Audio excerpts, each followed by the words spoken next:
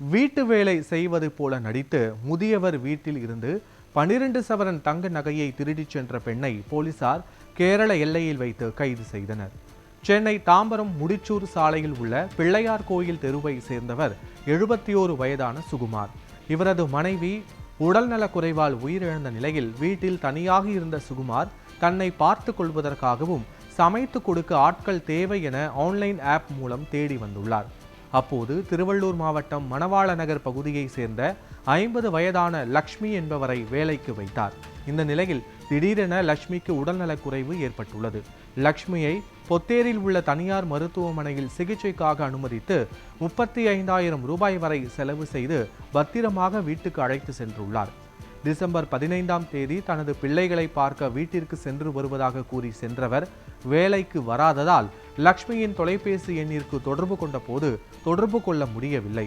சுகுமார் செலவுக்காக பீரோவில் இருந்த பணத்தை எடுப்பதற்கு பீரோவை திறந்த போது பீரோவில் இருந்த 12 சவரன் நகை மற்றும் 50,000 ரூபாய் காணாமல் போனதை கண்டு அதிர்ச்சி அடைந்தார். இதுகுறித்து போலீசில் புகார் அளித்தார்.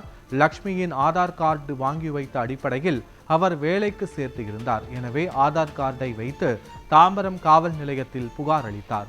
புகாரின் அடிப்படையில் வழக்கு பதிவு செய்த போலீசார் லக்ஷ்மியின் ஆதார் அட்டையில் இருந்த விசா சென்று பார்த்தபோது லக்ஷ்மி அங்கு இல்லை எனவும் நரசிம்மன் உடன் திருமணமாகி 2 பிள்ளைகள் உள்ள நிலையில் சில ஆண்டுகளுக்கு முன்பு கணவன் பிள்ளைகள் வேண்டாம் என கூறி விவாகரத்து செய்ததும் தெரிய வந்துள்ளது. அதன் பிறகுதான் தாம்பரத்தில் உள்ள சுகுமார் என்பவர் வீட்டிற்கு வேலை பார்த்தபோது நகை பணத்தை திருடி சென்றுள்ளார்.